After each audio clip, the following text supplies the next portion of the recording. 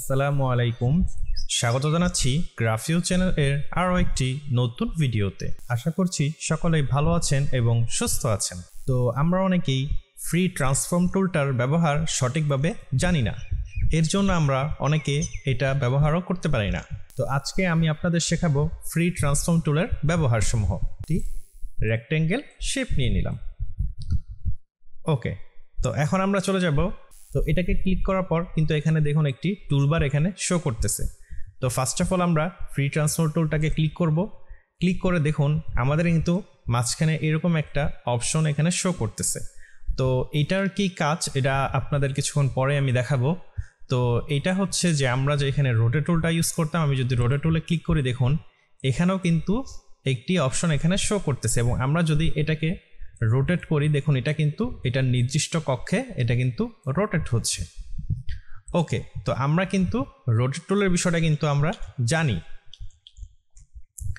তো এখান থেকে আমরা যদি ফ্রি ট্রান্সফর্ম টুলে ক্লিক করি এবং এই অপশনটা যদি আমরা দেখতে পাই, তো এটা যদি মিডলে থাকে এবং দেখুন এখানে কিন্তু একটি অপশন শো করতেছে রোটেটের। তো আমরা যদি এটাকে এভাবে রোটেট করে নেই তো এটা কিন্তু রোটেট হয়ে যাচ্ছে। আর রোটেট করার সময় যদি আমরা এখানে শিফট প্রেস করি, অর্থাৎ আমি যদি আগের অবস্থায় চলে যাই এবং এখন যদি আমি শিফট প্রেস করে রোটেট করি দেখুন এটা কিন্তু একদম সোজা রোটেট হয়ে গিয়েছে। তো এটার কাজটা তো আপনারা জেনে নিলেন। ওকে, তো এটাকে যদি আমরা এখন এই কর্নারে নিয়ে আসি, এখন যদি আমরা এখানে রোটেট করি দেখুন এটা কিন্তু এই কর্নার থেকে রোটেট হচ্ছে। আশা করতেছি আপনারা বুঝতে পারতেছেন। এটাকে যদি আমরা এখানে নিয়ে আসি এবং এটা যদি রোটেট করি দেখুন এটা এটার নির্দিষ্ট কক্ষে কিন্তু রোটেট হচ্ছে, অর্থাৎ এটা যেই জায়গায় থাকবে আপনার সেই নির্দিষ্ট কক্ষে কিন্তু আপনি রোটেট করতে পারবেন আপনার অবজেক্টটাকে। তো এটাকে যদি আমরা এখন এখানে নিয়ে আসি এবং এটাকে যদি আমরা রোটেট করি দেখুন এটা কিন্তু এখান থেকে রোটেট হচ্ছে। ওকে, তো আমরা এখন পূর্ব অবস্থায় ফিরে যাই। এখন আমাদের যেই পয়েন্টার রয়েছে এটা আমরা সেন্টারে রেখে দিব। সেন্টারে রেখে দিয়ে এখন দেখুন এখানে কিন্তু আরও একটি অপশন শো করতেছে। তো এটার কি কাজ, আমরা যদি এখন এটাকে টেনে এখানে নিয়ে আসি দেখুন এটা কিন্তু আপনি যেভাবে ইচ্ছা সেভাবে কিন্তু এটাকে বড় করতে পারবেন। তো এটা কিন্তু আমরা সিলেকশন টুল দিয়েও আমরা করতে পারি ঠিক এইভাবে। তো এইটাও কিন্তু আমরা এইভাবে এটা দিয়ে করতে পারবো। তো এই কার্সারটাও যখন শো করবে আমরা এটা দিয়ে এই অবজেক্টটাকে যেভাবে ইচ্ছা সেভাবে কিন্তু ঘোরাতে পারবো। ওকে, এখন যদি আমরা শিফট প্রেস করে এটাকে নিয়ে যাই দেখুন এটা কিন্তু এটার নির্দিষ্ট কক্ষপথে চলে যাচ্ছে। অর্থাৎ সিলেকশন টুলের ভিডিওটা যারা দেখেছেন তাদের কাছে এটা হয়তো একদম ইজি হয়ে গিয়েছে। ওকে, তো এখন আমরা চলে যাব হচ্ছে পার্সপেক্টিভ। তো এটা হচ্ছে এটার কাজটা হচ্ছে আপনি যদি এই যে এই কর্নার ধরে আপনি যদি এটাকে এভাবে মাউসের লেফট বাটন ধরে ডান দিকে নিয়ে যান দেখুন এটা কিন্তু এভাবে কিন্তু সরে যাচ্ছে, এবং আপনি যদি এই জায়গায় ধরে আপনি জাস্ট এভাবে নিয়ে আসেন দেখুন এটা কিন্তু সরে গিয়েছে।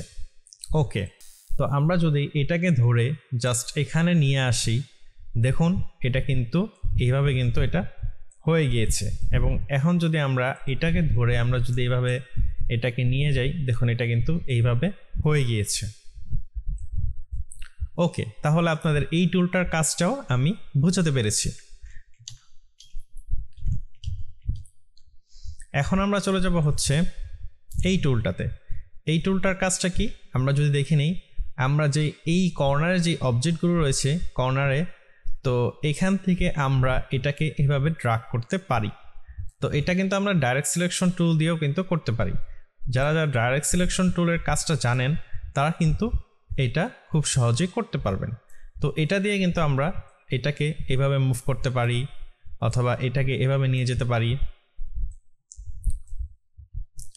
এবং এটাকে কিন্তু আমরা এইখানে নিয়ে যেতে পারি।